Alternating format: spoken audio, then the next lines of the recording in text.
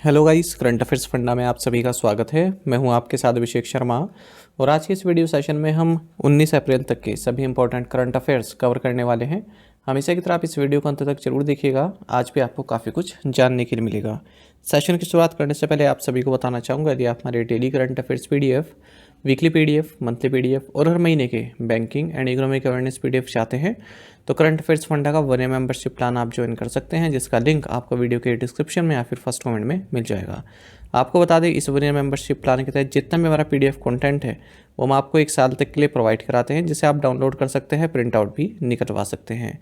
इसके लिए चाहे तो आप करंट अफेयर्स फंडा ऐप को यूज़ कर सकते हैं या फिर अपने लैपटॉप या सिस्टम की मदद से वेब लॉगिन भी कर सकते हैं। कोई भी आपका एग्जाम हो, बैंकिंग, एसएससी, रेलवे या फिर स्टेट पीसीएस, जहाँ पर भी जनरल अवेयरनेस या करंट अफेयर्स पूछे जाते हैं, सभी एग्जाम्स के लिए हमारा पीडीएफ कंटेंट काफ़ी यूजफुल है। दूसरा कोर्स हमारा बैंकिंग अवेयरनेस का है। कंप्लीट बैंकिंग अवेयरनेस हमने आपको इसमें पढ़ाया है। न केवल आपके बैंकिंग मेंस एग्जाम, बल्कि अगर आप बैंक के इंटरव्यू देते हैं जैसे एसबीआई पीओ और आईबीपीएस पीओ, आरआरबी पीओ या फिर आरबीआई ग्रेड भी, तो इनमें जो बैंकिंग नॉलेज आपसे पूछी जाती है वो भी आपकी इसी कोर्स में कवर हो जाएगी।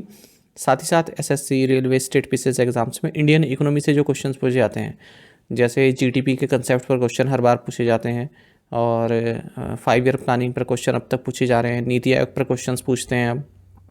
इन्फ्लेशन, डिफ्लेशन, स्टैगफ्लेशन, पॉवर्टी और आपका ये मनी मार्केट, कैपिटल मार्केट और जो आपकी रेगुलेटरी ऑर्गेनाइजेशन जैसे आरबीआई, सेबी, आईआरडीआई, ट्राई, सब कुछ इसमें कवर किया गया है। साथ ही साथ जो इंश्योरेंस सेक्टर के एग्जाम्स होते हैं उनके लिए भी मटेरियल इसमें प्रोवाइड कराया गया है। तो कंप्लीट इंडियन इकोनॉमी आप इसमें पढ़ सकते हैं, बैंकिंग अवेयरनेस आप इसमें पढ़ सकते हैं और इंश्योरेंस सेक्टर से संबंधित जो एग्जाम होते हैं उनका मटेरियल भी आपको सिर्फ एक ही कोर्स में मिल जाएगा। अच्छा, जो ये दोनों कोर्सेज़ हैं करंट अफेयर्स के और ये बैंकिंग अवेयरनेस, दोनों ही सेपरेट कोर्सेज़ हैं, अलग अलग आपको बाय करने होंगे और 1 साल की वैलिडिटी है दोनों ही कोर्सेज़ की। करंट अफेयर्स फंडा ऐप पे आपको मिल जाएंगे और करंट अफेयर्स फंडा ऐप का लिंक वीडियो के डिस्क्रिप्शन में या फिर फर्स्ट कमेंट में मिल जाएगा, वहाँ से आप बाय कर सकते हैं। फिर भी कोई डाउट अगर आपका रह जाता है किसी भी कोर्सेज संबंध में, तो ये हमारा कस्टमर केयर नंबर है 8448169188। इस पर आप कॉल करें या फिर व्हाट्सएप करके भी जानकारी प्राप्त कर सकते हैं। तो बिना किसी तरीके शुरुआत करेंगे इस वीडियो सेशन की। सबसे पहले क्वेश्चन ऑफ द डे देखेंगे, जिसका आंसर आपको अभी कमेंट बॉक्स में करना है। पूछ रहे हैं कि सिमलीपाल बायोस्फीयर रिजर्व कहाँ है। Where is Similipal biosphere reserve? Options हैं उड़ीसा, झारखंड, कर्नाटक या फिर तमिलनाडु। तो जल्दी से आप आंसर कर दीजिए, फिर हम आगे बढ़ते हैं। और इसी तरह के क्वेश्चन यदि आप प्रैक्टिस करना चाहते हैं तो हमें टेलीग्राम पर जरूर ज्वाइन करें। करंट अफेयर्स फंडा नाम से हमारा टेलीग्राम चैनल है। कई बार एग्जाम में पूछा गया क्वेश्चन है सिमलीपाल बायोस्फीयर रिजर्व, बताइएगा जरूर।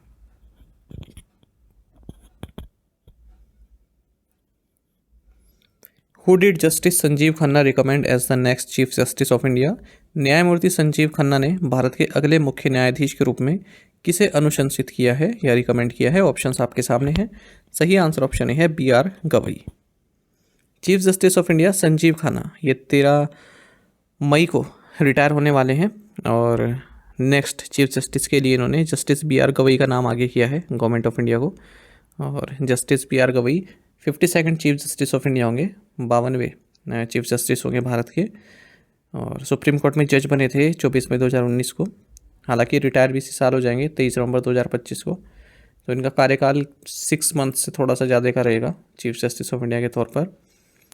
अच्छा, इन्हीं का नाम क्यों किया? क्योंकि सीनियोरिटी नॉर्म्स के हिसाब से सबसे सीनियर अब यही है जस्टिस खन्ना के बाद, जस्टिस गवई। और इनके फादर भी थे जो रामकृष्ण सूर्यभान गवई, ये फॉर्मर गवर्नर है बिहार के। What is the rank of AIIMS new Delhi in the world's best hospitals 2025 report? विश्व के सर्वश्रेष्ठ अस्पताल 2025 रिपोर्ट में एम्स नई दिल्ली की रैंक क्या है? ऑप्शंस आपके सामने हैं। सही आंसर ऑप्शन भी है 97th। All India institute of medical sciences new Delhi की रैंक 97th है अगर हम best hospital in the world की बात करें। ये न्यूज़ वीक एंड स्टैटिस्टा ने बताया है अपने वर्ल्ड्स बेस्ट हॉस्पिटल्स 2025 रिपोर्ट में। और ये 6ठा साल है जब रिपोर्ट लॉन्च की गई है। 2400 हॉस्पिटल्स अक्रॉस 30 कंट्रीज़ इसमें कवर किए गए हैं। एम्स के अलावा 2 और इंडियन हॉस्पिटल्स हैं जो टॉप 250 की लिस्ट में आए हैं। मेदांता, द मेडिसिटी गुरुगांव और post graduate institute of medical education and research, जिसे PGI चंडीगढ़ में कहते हैं। तो PGI चंडीगढ़ की रैंक 228वीं है और मेदांता की 146वीं। लिस्ट को टॉप किया है Mayo clinic and Cleveland clinic जो कि यूनाइटेड स्टेट्स में, इसके बाद फिर Toronto general Canada, Johns Hopkins hospital और स्वीडन का कैरोलिंस्का यूनिवर्सिटी हॉस्पिटल। ये टॉप 5 हैं हॉस्पिटल 2024 में। The Indian railway did a trial of ATM on a moving train, which is the train the ATM was tried on. भारतीय railway ने चलती train में ATM का ट्रायल किया। वह कौन सी ट्रेन है जिस पर ATM का ट्रायल किया गया? ऑप्शंस आपके सामने हैं। सही आंसर ऑप्शन डी है पंचवटी एक्सप्रेस। देखिए, पहली बार रेलवे ने ऑटोमेटेड टेलर मशीन यानी कि ATM का ट्रायल किया है किसी ट्रेन में, और इसका नाम है Panchavati express. Bank of Maharashtra के साथ मिलकर किया है। तो सेंट्रल रेलवे की जो भुसावल डिवीज़न है वहाँ पर एक ATM कियोस्क लगाया गया एक ट्रेन में, मैनमेड मुंबई ट्रेन में, इसके कोचेज़ में, मतलब जहाँ पर अनयूटिलाइज्ड स्पेस रहा होगा, थोड़ा स्पेस मिल गया, वहाँ पर ATM कियोस्क लगा दिया। और इससे क्या होगा, एक तो नॉन फेयर रेवेन्यू बढ़ेगा, यानी कि आप पैसा निकालोगे तो आपको पे करना पड़ेगा। और ये जो ट्रेन है 22 कोचेस की ये ट्रेन रही, इसमें इसको यूज़ किया गया। Where did the 6th edition of the India Uzbekistan joint military exercise Dustlik begin. Bharat Uzbekistan संयुक्त सैन्य अभ्यास दसलिक का छठा संस्करण कहाँ शुरू हुआ? ऑप्शंस आपके सामने हैं। सही आंसर ऑप्शन ए है Pune. India Uzbekistan joint military exercise Dustlik, इसका 6th edition foreign training node Pune में शुरू हुआ है, और भारत की ओर से 60 पर्सनल इसमें पार्टिसिपेट कर रहे हैं, battalion of the chart regiment and the Indian air force के। और उज्बेकिस्तान कंटिजेंट को रिप्रेजेंट किया जा रहा है उज्बेकिस्तान आर्मी के जो पर्सनल हैं उनके द्वारा। ये एक एनुअल ट्रेनिंग इवेंट है, इंडिया और उज्बेकिस्तान में अल्टरनेटिवली कंडक्ट होती है, यानी कि एक बार इंडिया में एक बार उज्बेकिस्तान में। तो लास्ट एडिशन टर्मेज डिस्ट्रिक्ट उज्बेकिस्तान में हुआ था अप्रैल 2024 में। On which that is world heritage day observed, विश्व धरोहर दिवस कब मनाया जाता है? सही आंसर ऑप्शन सी रहेगा अप्रैल 18। तो वर्ल्ड हेरिटेज डे, जिसे international day for monuments and sites भी कहते हैं, ये 18 अप्रैल को हर साल मनाया जाता है। कहाँ से आया ये कंसेप्ट? तो इसको प्रपोज किया गया था international council on monuments and sites द्वारा 1982 में, और ऑफिशियली यूनेस्को द्वारा रिकॉग्नाइज किया गया 1983 में। और 18 अप्रैल ही क्यों चुना गया? कि इस दिन 1982 में convention concerning the protection of world culture and natural heritage को अडॉप्ट किया गया था। इस साल का जो थीम है वर्ल्ड हेरिटेज डे का, वो है heritage under threat from disasters and conflicts, preparedness and learning from 60 years of ICOMOS actions.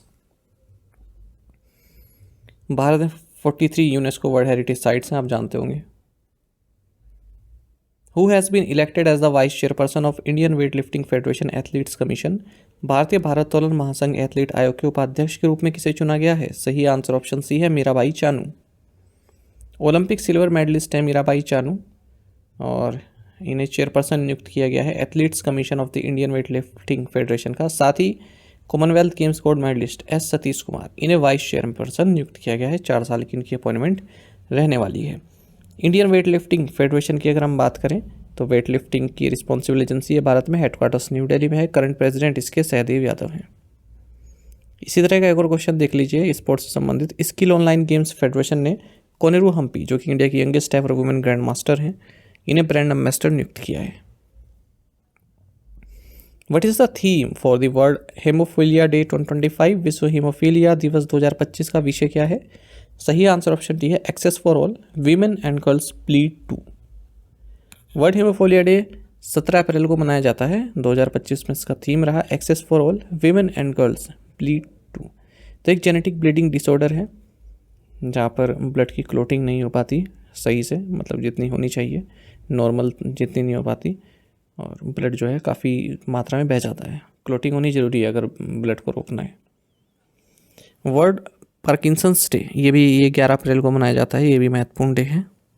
एक मूवमेंट डिसऑर्डर होता है, ये नर्वस सिस्टम को अफेक्ट करता है। What is the new name of Aurangzebpur in Uttarakhand? Uttarakhand में औरंगजेबपुर का नया नाम क्या है? राइट आंसर ऑप्शन सी है Shivaji Nagar.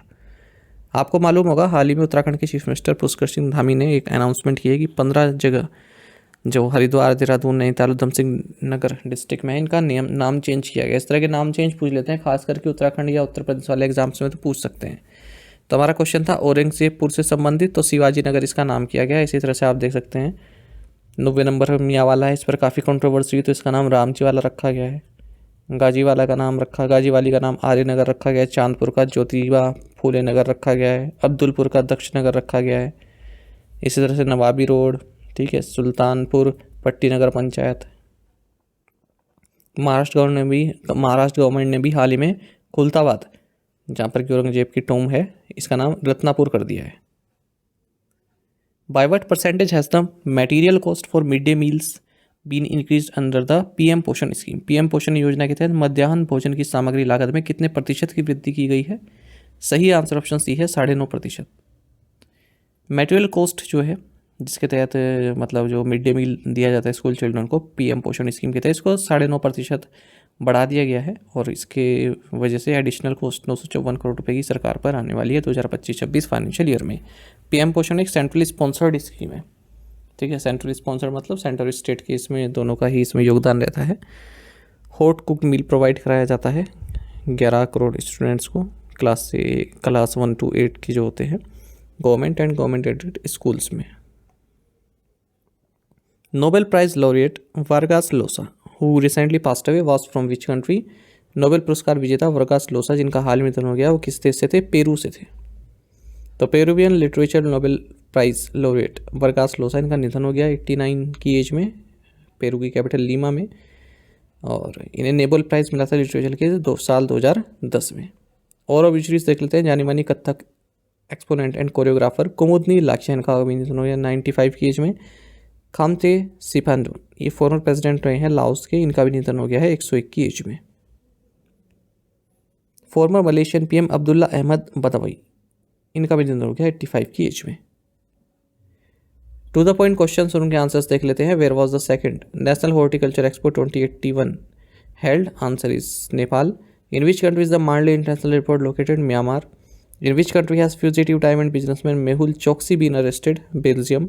In which city is Diksha Bhumi, where Dr. Ambedkar Impress Buddhism located? Answer is Nagpur. Which Bollywood actor at the Macau International Comedy Festival 2025 held in China was honored with the Master Humor Award? Answer is Amir Khan. To the point question देखेंगे, इनके answer आपको भी बताने हैं comment box में। When is the world art day celebrated? When is the world quantum day celebrated? Who was elected as the president of Gabon for 7 years? On which state President Draupadi Murmu gave her assent to the Waqf Amendment Act 2025? Which state launched the Maternal and Child Sanjeevan Mission Strategy Document and the Anmol 2.0 web portal? इन पांचों questions के answer आपको comment box में देने हैं। यदि एक question का आंसर भी आता है वो भी आप हमें अवश्य बताइएगा कमेंट बॉक्स में। साथ ही टेलीग्राम पर भी हमें ज्वाइन कर लीजिए, करंट अफेयर्स फंडा नाम से हमारा टेलीग्राम चैनल है। Thank you guys.